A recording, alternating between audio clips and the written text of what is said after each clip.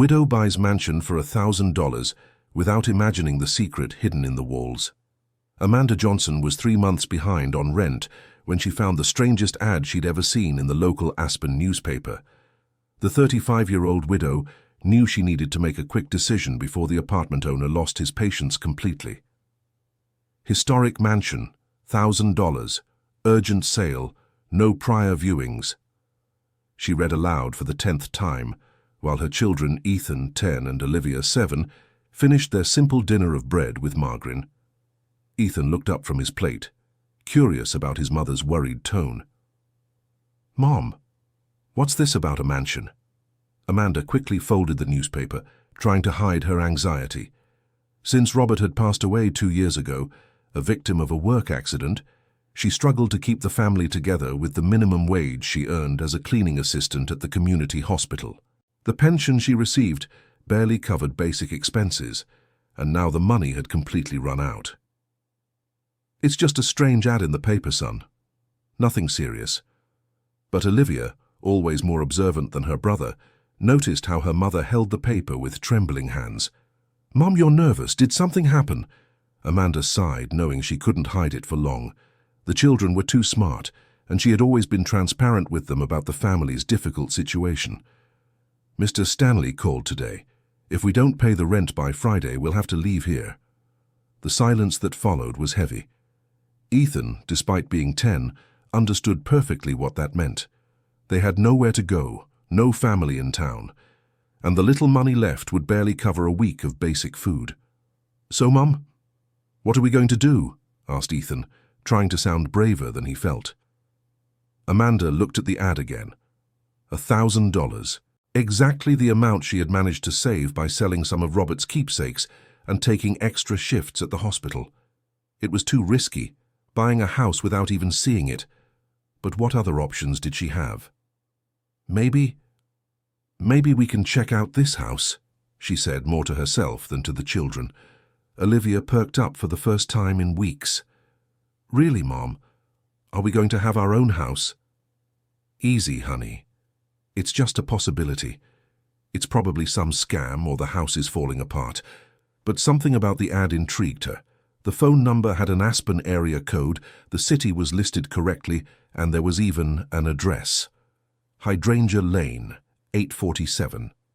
She knew that street. It was in the old part of town where the big old houses were common. That night, after the children went to sleep, Amanda stayed awake looking at the ad. $1,000 for a mansion was impossible, but what if it was real? What if it was the chance she needed to give the family a fresh start? The next morning she called the number in the ad. "Hello?" answered a male voice, somewhat hoarse, as if the person was nervous. "Good morning. I'm calling about the ad for the mansion on Hydrangea Lane." There was a long pause on the other end of the line. "Oh yes, are you interested?" "I am, but I'd like to visit before—" "No," he interrupted quickly. "No viewings. Take it or leave it. The house is being sold as is. If you want it, you can stop by Wilson Realty on Main Street. They have the keys and the documents." "But sir, how can I buy a house without even seeing it?" "Listen," said the man, and she could hear the tension in his voice. "I need to sell this house today. Today itself. If you don't want it, there are other people interested." Amanda doubted there were other people interested in buying a house blindly, but something about his urgency made her hesitate. "Can I at least have the full address and some information about the condition of the house?" "Hydrangea Lane, 847. It's a large old house, needs some repairs, it has electricity and water. All documentation is in order, that's it." "And why so cheap?" Another long pause. "I have my reasons. Do you want it or not?" Dear listener, if you're enjoying the story, feel free to leave a like and especially subscribe to the channel. It really helps us who are just starting out.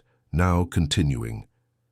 Amanda looked around the small apartment where she lived with her children, the walls with water stains, the shower that barely worked, the constant noise from the neighbors.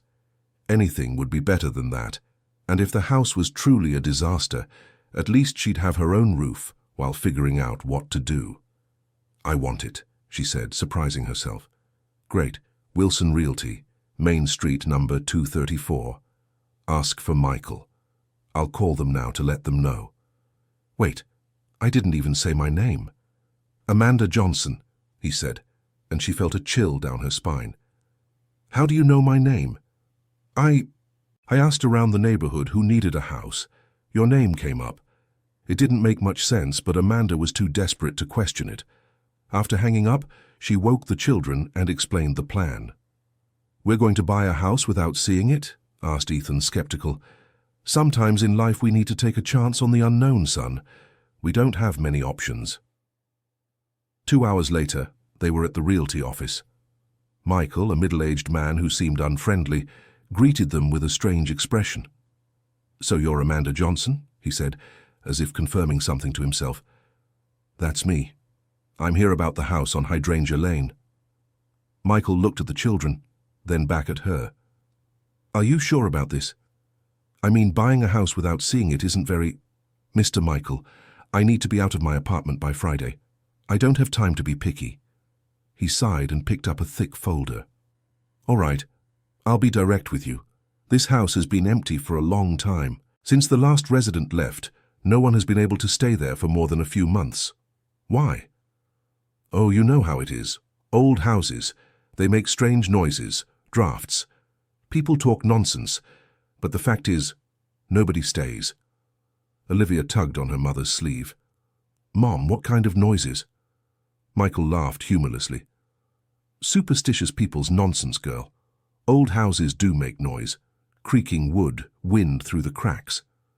Amanda signed the papers without reading everything, anxious to resolve the situation. Michael handed her a set of old keys and a paper with instructions for turning on the electricity. The water is already connected, he said. And Mom, if you need anything, you can call me. Anything at all. There was something odd in the way he said it, but Amanda's mind was already full of practical worries. How to get a truck to move their few pieces of furniture, how to enroll the children in a new school, how to keep working at the community hospital now that she'd be living across town. The address Michael gave was slightly different from the ad. Hydrangea Lane, 851, not 847. When she asked, he said it was a typo in the newspaper. On Thursday afternoon, one day before the eviction deadline, they arrived at the new house. Amanda had managed to borrow the neighbor's car to bring the most essential things. The rest would have to wait. Hydrangea Lane was a quiet area with large old houses separated by extensive gardens. Most were well maintained, with manicured lawns and new cars in the driveways. The house at number 851 stood out completely from the rest of the street. The mansion was truly imposing, even in its deteriorated state. 2 stories with columns in front and a garden that must have once been magnificent, but was now overrun with weeds.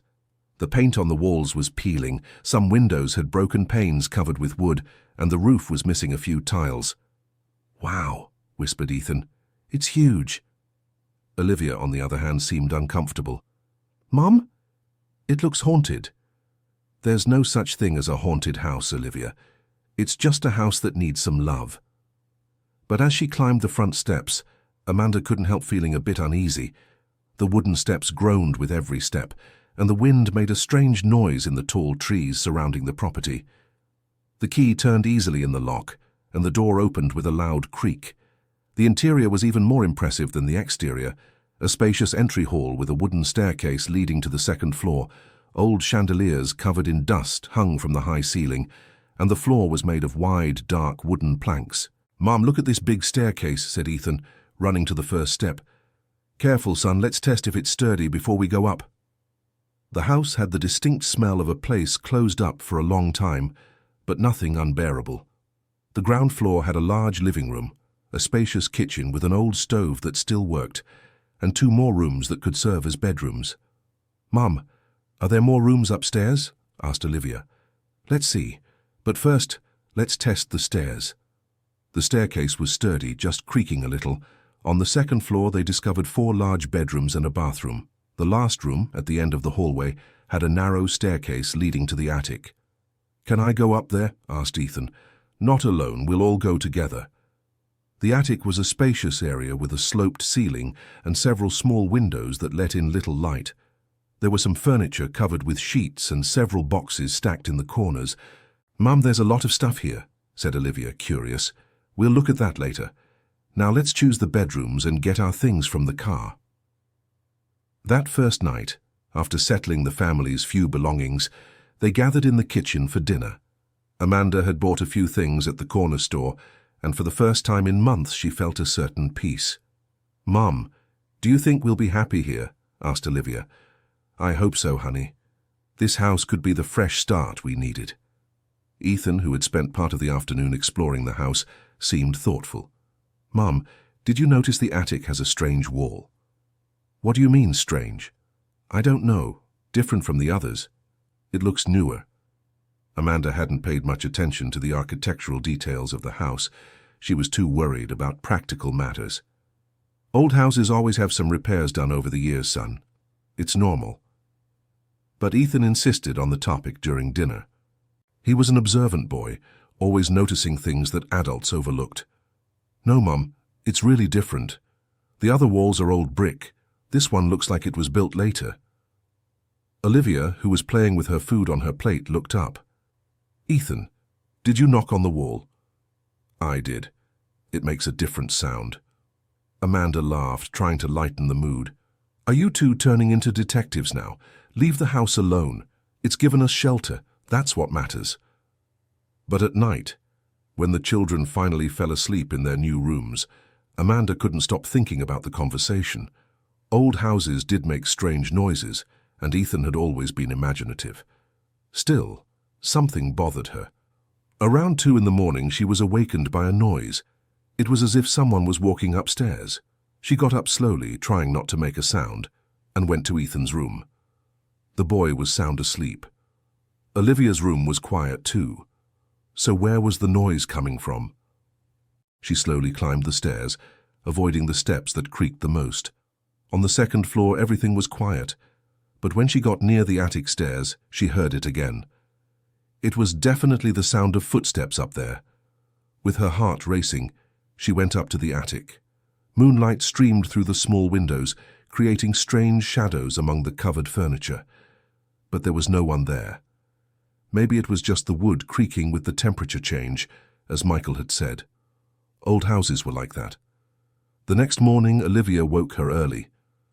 "Mom, I dreamed about a lady."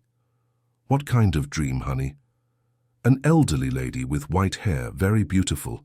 She was sad and saying something I didn't understand." "What was she saying?" "Something about looking for someone. She kept repeating a name, but I don't remember which one." Amanda sat up in bed, worried. Olivia had always had vivid dreams, but never with people she didn't know. "It was just a dream, sweetie. Moving sometimes causes strange dreams." But during breakfast, Ethan brought up the attic wall again. "Mom, can I show you? It's really weird." "Ethan, son, let's focus on getting the house in order first. Later, if you want, we'll look at that wall." "But Mom, what if there's something hidden?" Olivia stopped eating and looked at her brother. "What kind of thing?" "I don't know. Treasure. Or important documents." Amanda laughed. "Son, this isn't an adventure movie. And even if there was something hidden, it wouldn't be ours. The house may be ours now, but what was here before still belongs to the previous owners. So will you look?" She sighed. Ethan wouldn't give up easily. "All right. After lunch, we'll take a look at this mysterious wall." The rest of the morning was spent arranging the few pieces of furniture they had and trying to call the community hospital to explain that she had moved and might be a little late in the coming days. Dear listener, if you're enjoying the story, please take a moment to like and especially subscribe to the channel. It really helps us who are just starting out. Now, continuing. After lunch, the three of them went up to the attic. Ethan led Amanda to a wall at the back of the space, partially hidden by some old boxes. "Look, Mom, see how this wall is different?" Amanda had to admit Ethan was right. While the other walls were made of old, somewhat irregular brick, that specific wall seemed to have been built with more modern material, and the plaster was much smoother. "It really does look newer," she said. "They probably did some repairs a few years ago." "Mom, knock here," said Ethan, tapping lightly on the wall. The sound was indeed different, more hollow, as if there was an empty space on the other side. Olivia approached and knocked too. "It echoes, like it's a secret room." "Guys, stop that," said Amanda, but she was curious herself now. "Even if there is a space behind this wall, it doesn't mean it's something important." But what if it is? Insisted Ethan. Amanda looked at her children. They were more excited than they had been in months. And frankly, after everything they'd been through, a little domestic adventure wouldn't hurt. All right, she said. Let's see what we can find out, but no breaking anything yet. First, let's look for a way to open it. They spent an hour examining the wall, searching for some kind of mechanism or hidden door. They didn't find anything obvious, but Ethan discovered that a small section of the wall near the floor sounded even hollower than the rest. Here, Mum. Right here. Amanda bent down and examined the spot. There was a small crack in the plaster, almost imperceptible. Maybe if we push very gently. She pressed the area around the crack, testing if anything moved. Suddenly they heard a soft click, and a small section of the wall moved inward, revealing a narrow opening like a small drawer. "Mom!" the children exclaimed at the same time. Amanda's heart raced. There really was something hidden there. Calm down, she said, trying to keep her composure. Let's see what it is. She carefully slipped her hand into the opening and touched something that felt like paper. Several papers, in fact. They're letters, she said, pulling out a bundle of envelopes yellowed with age. Ethan and Olivia approached, fascinated. Letters from whom? Amanda examined the envelopes. They were sealed, with elegant handwriting on the front. The paper was yellowed, but still in good condition. Look at the date, she said, pointing to the postmark. 1978, 1979, 1980. Wow, they're super old, said Olivia. Who are they for?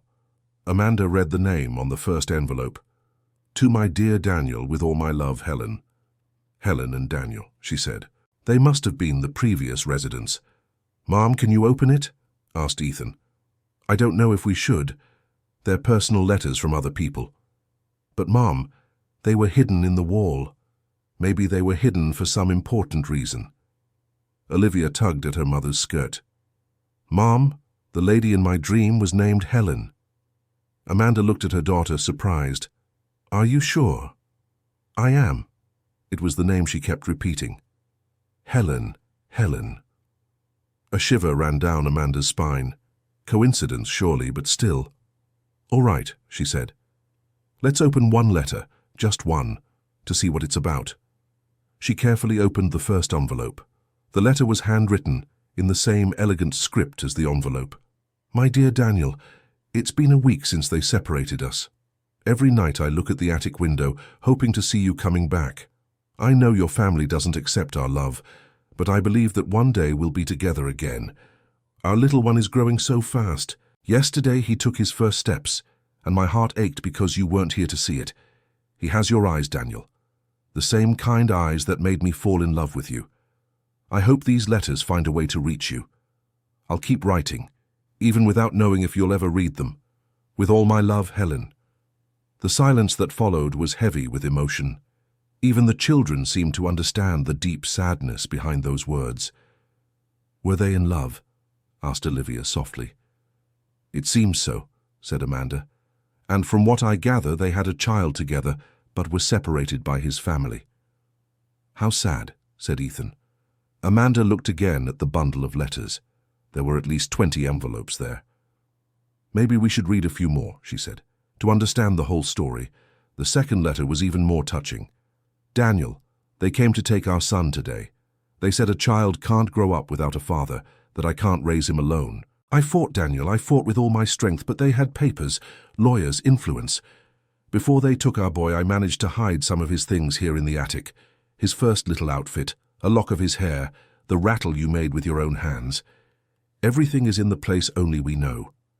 I promised myself I'd keep writing these letters, even knowing they might never reach you. One day, when our son grows up, I want him to know he was deeply loved, that our separation wasn't for lack of love. Always yours, Helen. Tears streamed down Amanda's face. The story was becoming clearer and more tragic. Mum, did they take her baby away? Asked Olivia, her eyes welling up. It seems so, honey. Back then it was very hard for a woman alone to raise a child, especially if the father's family was influential. Ethan, ever practical, asked a different question. If she hid the baby's things here in the attic, do you think they're still here? Amanda looked around. If there was a hiding place in the wall for the letters, maybe there were others. Let's look, she said. They spent the rest of the afternoon examining every inch of the attic. They found 2 more small hiding spots, one inside one of the ceiling beams and another behind a loose floorboard. In the ceiling hiding spot, there was a small wooden box with a few objects. A tiny baby outfit, yellowed with age, a lock of blonde hair tied with a blue ribbon, and a rattle made of hand-carved wood. "How beautiful," whispered Olivia, delicately touching the little outfit. In the floor hiding spot, they found more letters and a small photo album. The photos showed a beautiful young woman with long, dark hair holding a baby. In some photos, there was a young man beside her, clearly in love. The couple smiled at the camera with the pure happiness of those who had just become a family. "They look so happy," said Ethan. "They are," agreed Amanda. "At least they were." She continued flipping through the album. The last photos showed only Helen with the baby, and her smile had become forced, sad. One of the more recent letters, dated 1983, revealed more details. "My dear Daniel, I heard you got married. Your family got what they wanted. I hope you're happy, truly. I'll never be able to blame you for giving in to their pressure. Our son was adopted by a family in Denver. The lawyer told me they are good people, that they'll give him everything I couldn't. I hope it's true. I still live in this house working for your family as I always have. They allow me to stay here in exchange for my silence about what happened. It's a small price to pay to be close to the memories we have together. Every night I go up to the attic and reread our letters. It's my way of keeping you alive in my heart. Forever yours, Helen." Understanding washed over Amanda like a bucket of cold water. "Oh my," she said, looking at the children. "Helen wasn't the owner of the house. She was an employee here." "What do you mean?" asked Ethan. "Daniel was the son of the house owners. Helen worked for the family. They fell in love, had a child, but his family didn't accept the relationship." Olivia picked up one of the photos where Helen appeared alone. "And she kept living here after?" "From what I understand, yes. The family kept her as an employee in exchange for her silence about the affair. It was a story both beautiful and cruel. True love destroyed by social prejudice and class differences." Amanda continued reading the letters in chronological order. The story unfolded like a tragic drama. Helen had fallen in love with her employer's son when she was only 18. Daniel, a few years older, had returned the feeling, but when the family discovered the relationship and the pregnancy, they did everything to separate them. Daniel was sent to study in another city. Helen was pressured to hide the pregnancy, and when the baby was born, he was immediately given up for adoption. Helen agreed to keep working in the house as a way to atone and maintain some connection with the happy memories she had there.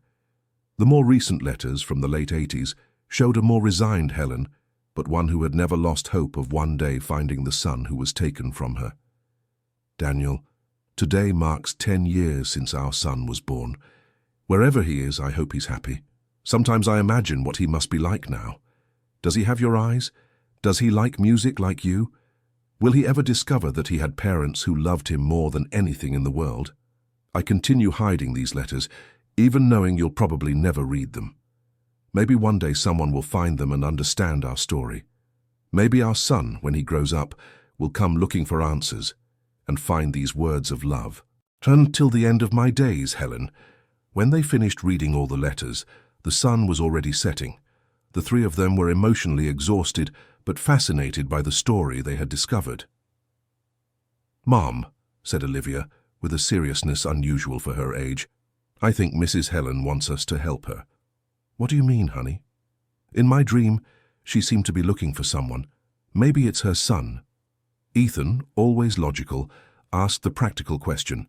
"But that was over 40 years ago. Do you think Helen is still alive?" "And Daniel and their son," added Olivia. Amanda looked at the letters scattered around them. There was a story of interrupted love, a family torn apart, secrets kept for decades, and now by an incredible coincidence, they had become the guardians of this story. "I don't know if we should get involved in this," she said, hesitant. "They're other people's lives, problems that aren't ours." "But Mom," argued Ethan. Maybe we're the first people to find these letters. What if Helen is still alive? What if she's still hoping to find her son? Olivia held one of the photos of Helen with the baby. She looked so sad in the last photos. What if we can help her be happy again? Amanda felt a pang in her chest. She herself knew what it was like to lose someone you love. She knew the loneliness of raising children alone. If there was a chance, even a small one, to reunite a family. "All right," she said finally. "Let's try to find out what happened to Helen and her family. But no expectations, understand? A lot can change in 40 years. That night, after the children went to sleep, Amanda stayed in the kitchen rereading the letters and examining the photos. There was something in the story that touched her deeply, perhaps because she herself knew the pain of separation and the struggle to keep a family together. Around 11 at night, the phone rang. It was strange because she hadn't given out the new house number to anyone yet. "Hello? Mrs. Amanda Johnson?" It was the same male voice as when she called about the ad. "Speaking. Who is this?" "It's the seller of the house. I wanted to know how you're settling in." "We're fine, thank you, but how did you get my number? I haven't given it to anyone yet." There was a pause. "The realty company gave it to me. Listen, I need to talk to you about something important." "What kind of thing?" "It's about the house. There are some things I should have mentioned before the sale." Amanda's heart raced. "What kind of things?" "Well, the house has some personal items from the previous residents. Documents, letters, things like that. I'd like to get them back." Amanda looked at the letters scattered on the kitchen table. "What kind of letters?" "Old letters, personal ones. They have sentimental value to me. Can I come by tomorrow to pick them up?" "Sir, I'm sorry, but you haven't even told me your name. And if there are personal things in the house, why didn't you remove them before selling?" Another long pause.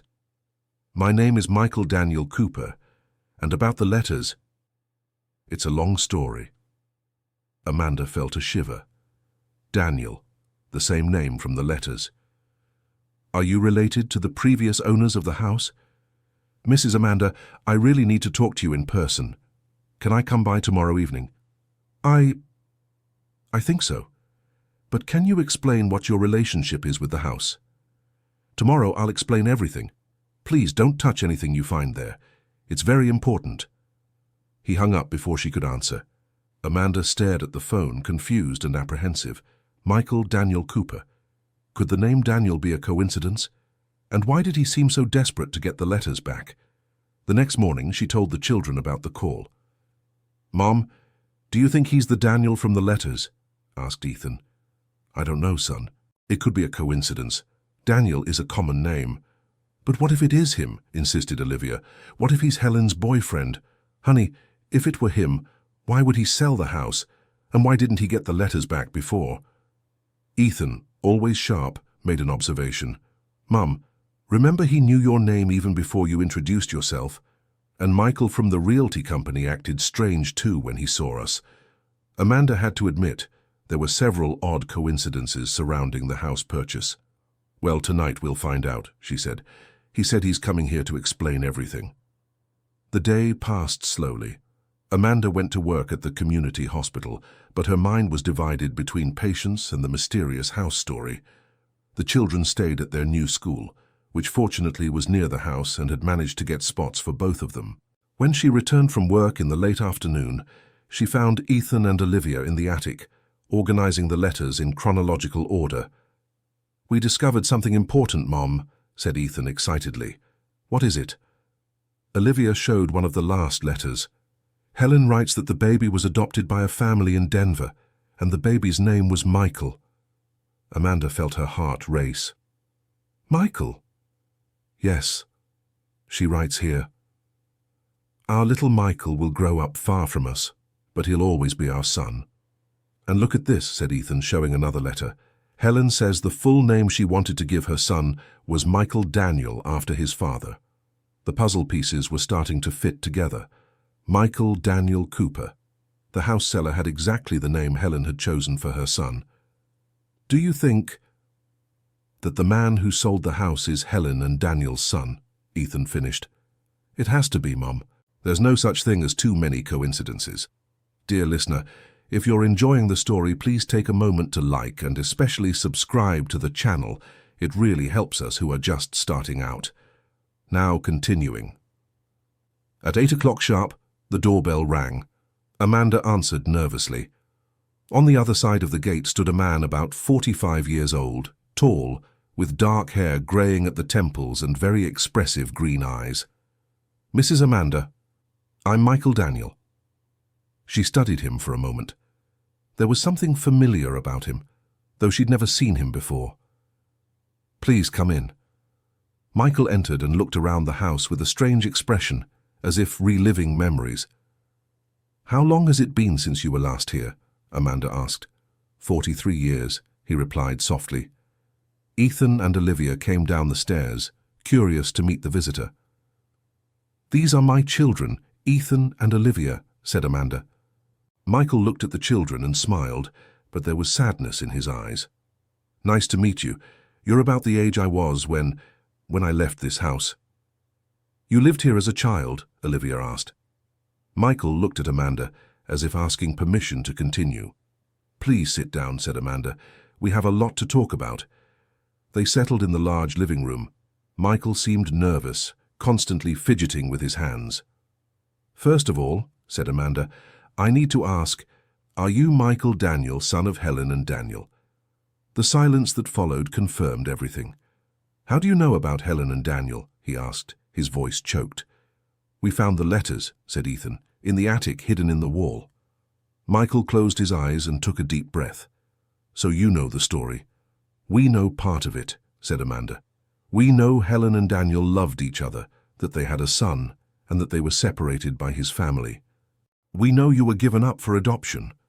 And we know Helen continued living here afterward, waiting for news of you," Olivia added.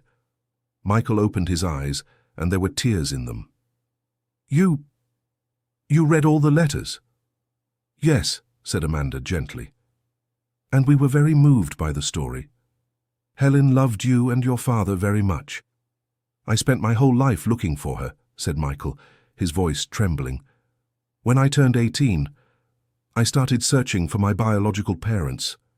It took me years to get information, but I finally found out that my mother had worked in this house." "And your father?" asked Ethan. "My father was Daniel Thompson, son of the owners of this house. He died 10 years ago, never knowing I existed." Silence fell heavily upon everyone. One part of the story had ended tragically. "And Helen?" asked Amanda, almost afraid of the answer. "That's the question that has haunted me for decades," said Michael. "When I finally reached this house 2 years ago, the current family told me that Helen had worked here until the 90s. But after that, no one knew where she went." "No one in the neighborhood knows where she went?" "No one, and believe me, I asked everyone. It seems she just vanished." Olivia stood up and went to Michael. "Would you like to see the letters she wrote?" Michael nodded, emotional. Amanda went to get the bundle of letters from the attic and handed them to him. "She never stopped loving you," she said, "neither you nor your father." Michael held the letters with trembling hands and began to read the first one. As he read, tears streamed freely down his face. She wrote about my first steps," he whispered. "And about the rattle your father made for you," said Ethan. "It's still here." "Did you find other things?" "We found everything Helen had hidden," said Olivia. "Your baby clothes, a lock of your hair, photos of her with you." Michael covered his face with his hands and cried. 43 years of searching, and finally he had found concrete proof of the love his parents had for him. "Is that why you bought the house?" asked Amanda. "I bought it 2 years ago when I finally managed to trace the story here. I thought maybe I'd find some clue about where Helen went, but I found nothing." "And why are you selling?" Michael sighed. "Because I lost my job 6 months ago and I'm in debt. I had to sell the house to pay everything off, but before handing over the keys I wanted to do one last search." "But you had already searched before." "Yes, but not in such detail. I was afraid to disturb the house too much, worried I might destroy some clue. This time I thought about opening up all the walls if necessary." Ethan perked up. "Would you like to see where we found the letters?" "Very much." They went up to the attic, and Michael looked emotionally at the hiding spots Ethan showed him. "She was very clever," he said, touching the wall where the letters were. "She always knew that one day someone would find these messages." "Maybe she hoped it would be you," said Amanda. "Maybe. Or maybe she just wanted someone to know our story." Olivia, who was flipping through the photo album, caught everyone's attention. "Look at this picture," she said, showing one of the last in the album. It was a photo of Helen, older now, in front of a building. In the background it read St. Vincent's Home, 1989. "What is St. Vincent's Home?" asked Ethan. Michael took the photo and examined it carefully. "It could be a nursing home, a retirement home," he said. "But where?" Amanda looked closer. "The building's architecture seems to be from around here," she said. "Maybe it's in Aspen itself, or in the neighboring towns." "Do you think she went to live in a nursing home?" asked Michael, worried. "Not necessarily," said Amanda. "She could have worked there or visited someone." "But it's a clue," said Ethan, excited. Michael held the photo as if it were the most precious object in the world. "It's the first real clue I've had in years of searching." "Tomorrow we can try to find out if this St. Vincent's Home still exists," suggested Amanda. "You would do that?" asked Michael, surprised. "Of course," said Olivia. "Helen is our friend now. We want to help her find you." Michael smiled through his tears. "Thank you. You don't know how much this means to me." They spent the rest of the night organizing the letters and photos, trying to put the story in chronological order. Michael talked about his childhood with his adoptive family, who had been affectionate but never hid the fact that he was adopted. "My adoptive parents always encouraged me to look for my biological family when I felt ready," he said, "but it took me many years to find the courage." "Why?" asked Ethan. "Fear, mostly. What if they didn't want to meet me? What if I discovered I was abandoned because I wasn't wanted?" "But from the letters you see that wasn't the case," said Olivia. "Now I know, but I spent years imagining the worst." Amanda understood perfectly. She herself had lived through many fears after Robert died, especially about how to raise the children alone. "And how did you find out about this house?" she asked. "It was a long process. First, I got access to the adoption records, which gave me my biological mother's name, Helen Miller. Then, with a lot of investigation and help from a private detective, I discovered she had worked for the Thompson family in this house." "And about your father?" "Raphael Thompson died in a car accident 10 years ago. He never married, never had other children. According to the neighbors, he always seemed like a sad person, as if he carried some burden." "How sad," whispered Olivia. "Maybe he never got over the separation from Helen," said Amanda. "That's what I think too. And that makes me want to find my mother even more. She deserves to know he never stopped loving her."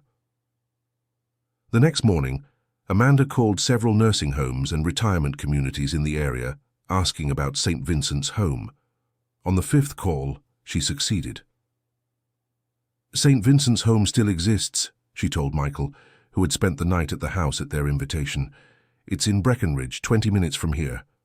"Shall we go there today?" he asked eagerly. "Let's go, but Michael, prepare yourself for any possibility. Helen may have moved, she may have passed away." "I know, but I need to try." Ethan and Olivia asked to go along, and Amanda agreed. They had become part of the story too. St. Vincent's Home was an old but well-maintained building, surrounded by flower gardens. The director, a middle-aged woman named Sister Catherine, greeted them warmly. "Are you looking for Helen Miller?" she asked after Michael explained the situation. "Yes. Do you know her?" Sister Catherine smiled. "Helen worked here for 15 years, from 1989 to 2004. She was one of our most beloved employees." Michael's heart almost stopped. "Worked? She doesn't live here?" "No, dear. Helen was never a resident. She worked as a caregiver. A very special person, always kind to the elderly." "And where is she now?" asked Amanda. "Helen retired in 2004 and moved to a small house nearby. I believe she still lives there." Michael held onto the chair to keep from fainting. "Do you have the address?" "I do. Azalea Street, 156. But dear, Helen is quite elderly now. She's 91 years old.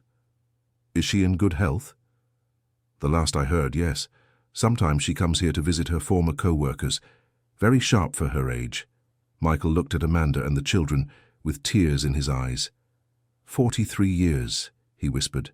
43 years searching, and she was here nearby the whole time. Do you want to go there now? Asked Ethan. I don't know if I'm ready, said Michael nervously. What if she doesn't want to see me? What if it's too much of a shock for her? Olivia took his hand. Helen has been dreaming of this moment her whole life. I'm sure of it. Amanda agreed. Michael, you've spent 43 years preparing for this meeting. Don't let fear stop you now. Azalea Street was a quiet street, with small houses and well-kept gardens. Number 156 was a simple wooden house painted white, with a garden full of flowers in front. Michael stopped outside, trembling. What if it's not her? What if she moved? There's only one way to find out, said Amanda gently. They walked to the door. Michael took a deep breath and rang the bell. Slow footsteps approached the door and it opened slowly. On the other side was a lady with completely white hair, small and delicate, but with eyes still lively and intelligent. It was Helen, older, with wrinkles marking her face, but definitely the same woman from the photographs. Helen looked at Michael for a long moment, as if she couldn't believe what she was seeing. Then her eyes filled with tears. Michael, she whispered. My boy Michael. Mom, said Michael, also crying. Helen opened her arms, and Michael bent down to hug her. Mother and son embraced as if they wanted to recover all the lost years in a single moment. Amanda, Ethan, and Olivia watched the reunion with emotion. After a few minutes, Helen pulled back a little to look closely at her son's face. You have his eyes, she said, touching Michael's face, the same eyes as your father. I looked for you my whole life, said Michael. And I waited for you my whole life, replied Helen. Helen, said Amanda, approaching. Sorry to interrupt, but we're the ones who found your letters in the house on Hydrangea Lane. Helen looked at her, then at the children. You found my letters? We found everything, said Olivia. The letters, the photos, Michael's baby clothes. Helen covered her mouth with her hands. After all these years, how did you manage? Ethan explained how they discovered the hiding places in the attic wall. Helen listened, fascinated. I always knew someone would find them one day, she said. It was my way of keeping hope alive. Please come in, said Helen, inviting everyone inside. We have a lot to talk about. Helen's house was small but cozy, decorated with flowers and family photographs, Michael's adoptive family and older photos of herself. Did you get married? Have other children? Asked Michael. Helen shook her head. I could never love anyone after your father. You too were the great love of my life. He never married either, said Michael, and he died 10 years ago. Helen closed her eyes, sad. I knew. I found out when it happened. I still kept in touch with some people from town. Did he never know about me? No. His family moved away right after you were separated. Daniel was sent to New York City and never came back. But why did you never try to find each other? Helen sighed. Michael, you don't understand how things were back then. I was a poor maid. He was the son of a wealthy and influential family. The social difference seemed insurmountable. But you loved each other. Yes, we loved each other very much, but love isn't always enough to overcome all barriers. Olivia, who had been quiet until then, asked a question. Helen, did you dream about me? Helen looked at the girl, surprised. What do you mean, dear? I dreamed about you before we found the letters. You were looking for someone and repeating your name. Helen smiled, moved. Maybe our hearts were connected somehow.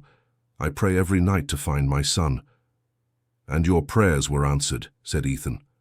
Michael took his mother's hand. Mom, I want you to know I had a happy childhood.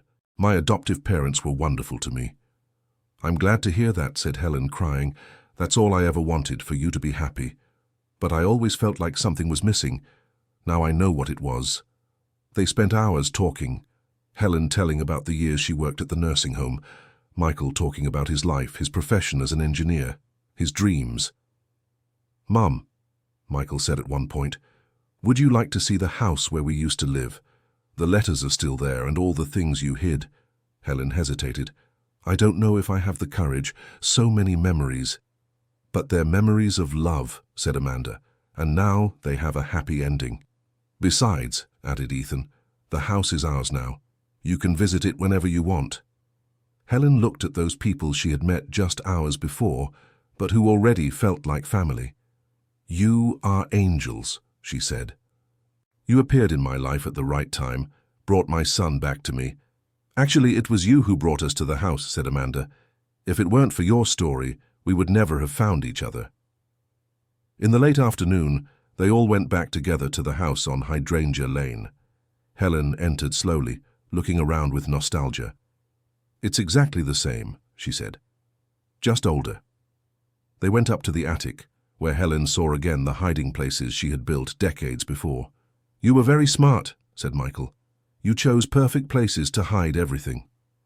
I knew Raphael's family would never touch the attic. It was considered just a storage space. Helen opened the little box with the baby clothes and the rattle. Your father made this rattle with his own hands, she said, handing the object to Michael. He spent a whole week carving the wood. Michael held the rattle, moved. Can I keep it? Of course, my son. It was always yours. Olivia was flipping through the photo album when she found one she hadn't seen before, hidden between the pages. Helen, who is this young woman next to you? Helen looked at the photo and smiled. It's Mary, one of the caregivers at the nursing home. She was my best friend all these years. Does she still work there? No, she retired the same year I did. She lives here in Aspen, too. Does she know about Michael? Asked Amanda. She does. Mary was the only person I told the whole story to. She always encouraged me to keep searching. Michael had an idea. Mom, how about we all have dinner together tonight? I can call Mary and invite her too. That would be wonderful, said Helen, her eyes shining. That night, the house on Hydrangea Lane was full of life for the first time in decades. Helen, Michael, Amanda, Ethan, Olivia, and Mary, who arrived carrying a homemade pie, gathered around the kitchen table. Helen always told me about the son who would one day return, said Mary. I even doubted sometimes, thought it was a mother's wistful dream. But here he is. Her faith never wavered, said Michael. All the letters show that. And now, asked Ethan, what's going to happen? Michael looked at his mother. Mom, I want you to come live with me in Denver. Helen shook her head. Son, I appreciate it, but I'm too old for changes. My life is here, my friends, my routines. Then I'll move here, said Michael, determined. But your work? I can work from anywhere. I'm a freelance engineer. I do projects on the computer. Amanda had an idea. Michael, how about you come live here in this house? There's plenty of space. Really? Of course, the house is big, everyone would have their privacy, and Helen could visit whenever she wanted. Olivia clapped her hands. It would be like a big family. Helen looked around the table, at all those people fate had brought together. Is it possible? After 43 years, to have back not only my son but a whole family. It's more than possible, said Michael. It's perfect. Ethan, always practical, asked the important question. But Michael, didn't you say you sold the house because you had debts? Michael sighed. It's true. I still need to pay off some debts. How much? Asked Amanda. $20,000. Amanda thought for a moment. What if we did it this way? You officially sell us half the house for $20,000, and we all continue living together. Do you have $20,000? Asked Michael, surprised. I have some savings set aside for emergencies. And what greater emergency is there than helping a family reunite? Amanda, I can't accept this. Of course you can. We're a family now. Families help each other. Helen was crying again, but now they were tears of happiness. You don't know what you're doing for me, she said. I thought I would die without seeing my son again. And I thought I would never find my mother, said Michael. And we thought we would never have a home of our own, said Olivia. It seems like everyone found what they were looking for, observed Mary, smiling. In the following weeks, the house on Hydrangea Lane transformed. Michael moved in permanently, bringing his few belongings and his work computer. He set up an office in one of the rooms on the second floor and started working from home. Helen began visiting daily, helping Amanda with the children and telling stories about the time she worked in the house. Gradually, she also started bringing some of her things, spending more and more time there. "You know," she said to Amanda one day, "this house has never been as alive as it is now." "What do you mean?" "When I worked here before, it was a sad house. The owners were bitter people who never showed affection. Now it has what it should always have had, love." Ethan and Olivia quickly adapted to Michael and Helen's presence. Michael taught Ethan about engineering and computers, while Helen taught Olivia how to cook and sew. "It's like having a father and a grandmother again," Olivia told her mother. "What do you mean again?" asked Amanda. "I mean, it's as if Dad and Grandma Mary had come back, but with different names." Amanda felt her heart warm. The children were finally feeling part of a complete family again. 1 month after the move, Michael made an important discovery in the attic. While organizing some old boxes, he found another hiding spot they had missed in the first search. "Mom!" he shouted from the attic. "Come here! I found something else!" Helen hurried up, followed by Amanda and the children. "What is it?" Michael showed a small secret drawer in one of the wooden beams. "It was well hidden. I only found it because one of the boards was loose. Inside the drawer was a sealed envelope, different from the others. This one was addressed not to Daniel, but to 'My son Michael when you grow up.'" Helen took the envelope with trembling hands. "I had forgotten about this letter," she said. "I wrote it when you turned 1, thinking that maybe one day you would come back here looking for answers." "Can I read it?" asked Michael. "Of course, my son. It was written for you." Michael carefully opened the envelope and read aloud. "My dear Michael, if you're reading this letter, it means you found your way back home. I write this on your first birthday, 1 year after they took you from me. I want you to know there hasn't been a single day when I haven't thought about you. No matter where you are, no matter who is raising you, you will always be my boy, part of my heart. Your father, Daniel, is a good man. He didn't choose to abandon us. He was forced by his family. If you ever meet him, don't blame him.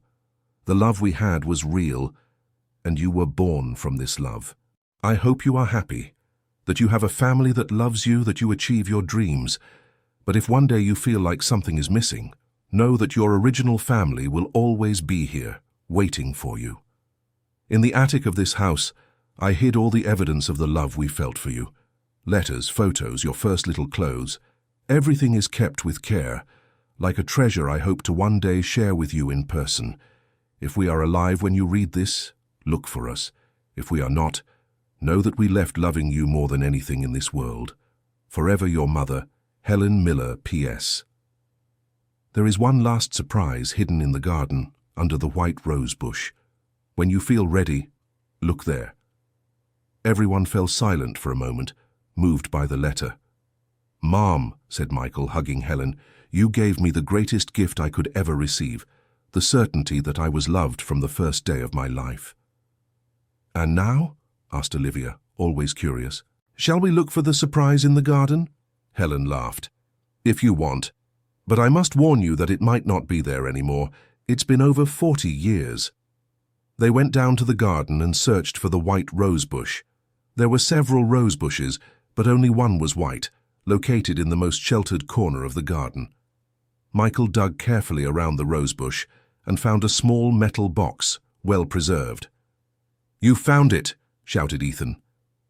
Inside the box were some old coins, a simple gold ring and a small piece of paper with a message.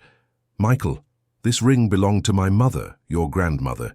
Keep it as a connection to your true family. The coins were the first ones your father gave me when we started dating. May they bring luck and prosperity to your life." Michael held the ring up to the light. It was simple but beautiful, with a small blue stone.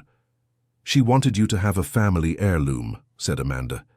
"Now I do," said Michael, putting the ring on his finger. "I have an heirloom, a family, and a home." That night they had an impromptu party in the garden.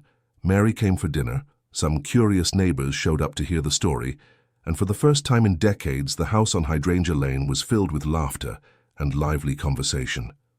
"You know what's funny?" Amanda said to Helen. as they watched the children playing with Michael in the garden. "What? I bought this house out of desperation, because I had nowhere else to go. I thought it was the end of the line for my family. And it was the start of a new family," Helen added. "Exactly. Sometimes the best things in life happen when we least expect them." Michael approached the two. "What are you talking about?" "About how destiny sometimes works in mysterious ways," said Amanda. "I don't believe in destiny," said Michael. "I believe good people find each other because they recognize one another." Helen smiled. "Maybe you're both right. Maybe destiny is just good people recognizing each other at the right time." Olivia ran up to them. "Helen, can I call you Grandma?" Helen bent down and hugged the girl. "It would be an honor, my dear." "And Michael, can I call you Uncle?" "Of course you can," said Michael, picking Olivia up. Ethan approached more shyly. "And can I too?" "You are my family now," said Michael. "My nephews by heart." Amanda watched the scene with teary eyes. A few months ago, she was a desperate widow, about to be evicted with 2 young children. Now she had her own house, an adoptive son, a mother-in-law of sorts, and a family united by love, not blood. "Mom," said Ethan, coming up to her, "are you okay?" "I'm great, son. I've never been better." "You're crying." "Sometimes we cry from happiness too." "It's true," said Helen, who was also emotional. "After so many years crying from sadness, it's wonderful to cry from joy." That night, after everyone had gone to sleep, Amanda stayed on the porch, looking at the moonlit garden. Michael appeared beside her. "Can't sleep?" he asked. "I'm still processing everything that happened. It feels surreal." "For me too. I woke up this morning thinking it might all be a dream." "Michael, can I ask you a personal question?" "Of course." "Don't you feel angry? That they separated you from your parents, that you lost 40 years together?" Michael thought for a moment. "I did, for a long time. But anger didn't bring my mother back. Love did." "How so?" "It was love that made me keep searching, that made my mother save all those letters, that made you care about our story. Anger would have stopped me from seeing all these good things." Amanda nodded. "You're right. I felt a lot of anger too when Robert died. Anger at fate, at God, at life. But it was love for my children that made me keep going. And now? Now I feel Robert would be happy seeing our family like this, united and full of love. I'm sure he would. And my father too." They fell silent for a moment, each thinking about their losses and their achievements. "Amanda," said Michael, "thank you." "For what?" "For buying this house, for searching the hiding spots, for helping me find my mother, for welcoming us as family." "Thank you," said Amanda, "for selling the house at a price I could afford, for giving us a real home, for bringing Helen into our lives. I think we all saved each other." "I think so too." The next day, Helen arrived with a proposal.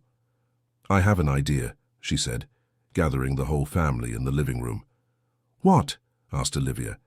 "How about we turn the attic into a special space, a place where we can keep not only our old memories, but also create new ones?" "How so?" asked Ethan. "We can make an office for Michael to work, a reading nook, a space for the kids to play on rainy days." Michael liked the idea. "And we can keep the letter hiding spots as they are, like a museum of our history." "I can help with the renovation," said Ethan. "I'm learning woodworking in school." "And I can make cushions and curtains," said Olivia. Amanda smiled. "Then let's get started. We have a family to build." The next few months were full of hard work and joy. Michael hired a carpenter for the major attic renovations, but the whole family participated in the decorating and organizing. Helen brought her plants and turned part of the attic into a small indoor garden. Michael set up his office in a corner overlooking the garden. Ethan and Olivia got their own space with a bookshelf and games, and in the center of the attic, they created a love memorial, a glass display case showing Helen's letters, family photos, Michael's baby clothes, and the rattle made by Daniel. "It's so we never forget how we got here," Helen explained. The house underwent other renovations too. Michael insisted on modernizing the kitchen and bathrooms. Amanda planted new flowers in the garden, and the children painted their rooms in their favorite colors. "This house is becoming beautiful," said Mary, who visited them regularly. "It's becoming a home," corrected Helen. "That's true," Michael agreed. "Before it was just a building. Now it's a home." 6 months after the reunion, Michael received an unexpected call. It was from a lawyer in New York City. "Mr. Michael Daniel Cooper?" asked the voice on the other end. "Speaking." "I'm Dr. Martin, attorney for the Thompson family. I need to speak with you about an inheritance matter." Michael's heart raced. "Inheritance? Regarding your father, Daniel Thompson. Can you come to New York City this week?" Michael looked around the house at his family gathered in the living room. "Yes, I can. But may I ask what it's about? It's better we talk in person, but I can tell you it's something positive." Michael hung up and told everyone about the call. "What do you think it is?" Amanda asked. "I have no idea. My father died 10 years ago. I thought any inheritance matters would have been settled by now." Helen was worried. "Son, are you sure you want to get involved with this? Your father's family was never very welcoming." "Mum, I have to go. It might be important." "Then we're coming with you," said Olivia, determined. "Olivia, this is an adult matter." "We're a family," insisted Ethan. "Families face things together." Michael looked at Amanda, who nodded. "The kids are right. We're all going." The following Friday, they traveled to New York City. Dr. Martin's office was in an elegant building downtown. "Mr. Michael," said the lawyer, a middle-aged man, very formal, "thank you for coming. And is this your family?" "Yes, they are," said Michael proudly. "Amanda, my sister-in-law, Ethan and Olivia, my niece and nephew, and Helen, my mother." The lawyer looked at Helen curiously but didn't ask any questions. "Well, I'll get straight to the point. Your father, Robert Thompson, left a will that was only to be opened if you were found and your identity confirmed." "What do you mean?" "Robert always knew of your existence, and he spent years searching for you." Helen held Michael's hand, moved. He knew about me?" "Yes. In fact, he was the one who hired private detectives to find you. Unfortunately, he passed away before he could." Tears streamed down Michael's face. "He looked for me for over 20 years, and when he realized he was ill and might not find you in time, he made this will." The lawyer opened a sealed envelope. "Robert Thompson leaves to his son, Michael Daniel, his entire personal inheritance, including properties, investments, and a letter explaining everything."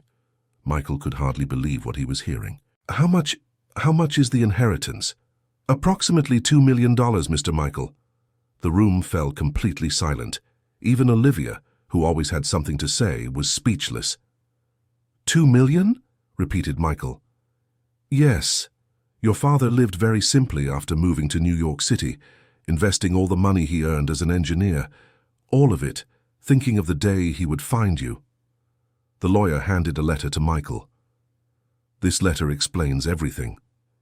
Michael opened the letter with trembling hands and read aloud, "My son Michael, if you are reading this letter, it means you have found your way to me, even though I am no longer here to embrace you. I want you to know that there wasn't a day in my life when I didn't think of you and Helen. I was young and cowardly when I allowed my family to separate us, but I spent the rest of my life trying to correct that mistake. I searched for you tirelessly. I hired detectives, placed ads in newspapers, visited orphanages and record offices. I never gave up, even when everyone said it was impossible to find you. This money is my apology for all the years we lost together. Use it to be happy, to build the family I couldn't give you, to take care of Helen as she deserves.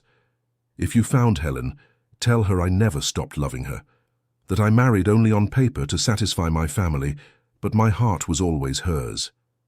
I hope you can forgive me for not being strong enough to fight against the conventions of the time. I hope you find the happiness we couldn't have. With all my love and regret, your father, Robert." There wasn't a dry eye in the room. Even Dr. Martin was moved. "Your father was a very dedicated man," said the lawyer. "He came here every year to update the will, always hopeful that you would appear." Helen was sobbing. He never gave up on us, she whispered. Never, confirmed Michael. And now I understand why you never gave up either. You were soulmates. Ethan, always practical, asked the question everyone was thinking. Uncle Michael, what are you going to do with all that money? Michael looked at his family around him. I'll do what my father would have wanted me to do. I'll take care of our family. On the trip back to Aspen, they talked about what to do with the inheritance. Michael, said Amanda, you can buy your own house now. You don't have to share space with us. Amanda, are you crazy? Said Michael. Why would I want my own house when I have a wonderful family? But you have enough money to what? To be lonely? No, thank you. I'd rather be rich in love. Helen agreed. Money doesn't bring happiness, son. Family does. So what are we going to do with the inheritance, sir? Asked Olivia. Michael thought for a moment. We'll invest in our family and our community. First, we'll completely renovate the house, making it the perfect home for all of us. And then? Asked Ethan. Then we'll help other families who are going through hard times like we were. We'll create a foundation in my parents' name, the Helen and Daniel Foundation. What a wonderful idea, said Amanda. The foundation will help separated families reunite, support single mothers, and provide housing for those in need. Olivia clapped her hands. We'll help other people have the happy ending we had. Exactly, said Michael. In the following months, the family's life changed drastically, but in a positive way. Michael completely renovated the house, creating comfortable spaces for everyone. Helen finally moved in permanently, bringing all her things and turning one of the ground floor rooms into her personal space. The Helen and Daniel Foundation was officially created, and they bought a small building in downtown Aspen to serve as headquarters. Amanda left her job at the community hospital to work full-time at the foundation, and Michael divided his time between his engineering projects and the social work. Our first reunited family, shouted Olivia, when Michael returned from the office with the news that they had managed to locate the biological mother of an adopted girl. And it won't be the last, said Ethan, who had become the foundation's official archivist, organizing all the cases in a system he created himself. Helen became the foundation's emotional counselor, using her own experience to help other mothers who had lost children. Sometimes, she would say to the women seeking help, hope is all we have. But if we keep hope alive, miracles can happen. 1 year after the foundation's creation, they organized an anniversary party for the institution in the house's garden. Look, said Amanda, looking around the garden full of families that had been helped by the foundation. A year ago, we were just 4 lost people. Today, we're a whole community. 5 people, corrected Michael. Don't forget Helen. 5 lost people who found each other, agreed Helen, and who now help other people find each other too. Ethan, who was now 11 years old and much more mature, gave a speech to the guests. A year ago, my mom bought a house that seemed haunted. Today, I know it wasn't haunted by bad ghosts. It was haunted by the love that had happened there and was waiting to return. The guests applauded, moved. Olivia, not wanting to be left out, also wanted to speak. And I want to say that sometimes dreams are real. I dreamed about Grandma Helen before I met her, and now she's my real grandma. Helen approached and hugged the girl. And you're my real granddaughter. Michael asked for everyone's attention to give the final speech. 2 years ago, I was alone in the world, looking for a family I thought I'd never find. Today I have not just a family, but a mission. I've learned that love isn't limited to blood ties. Love extends to everyone we choose to embrace in our lives. He looked at Amanda. I learned that a sister can be a stranger who decides to take us into her home. He looked at Ethan and Olivia. I learned that nephews and nieces can be children who choose to love us unconditionally. He looked at Helen. And I learned that mothers are people who never give up on us, no matter how much time passes. Finally, he looked at all the guests. The Helen and Daniel Foundation exists because we believe everyone deserves a family. If we don't have a blood family, we can create a family of the heart. If we lose one family, we can build another. Love always finds a way. The applause was long and emotional. Many people were crying, including several of the families that had been reunited through the foundation's work. That night, after all the guests had left, The family gathered in the living room as they always did before bedtime. "Do you think Daddy Daniel would be proud of us?" asked Olivia. "I'm sure he would," said Helen. "He always dreamed of helping people. Now we're fulfilling his dreams too." "And Daddy Robert?" Ethan asked Amanda. "Daddy Robert would be very happy to see our family like this, united and full of love." Michael looked around the room, at each member of his family.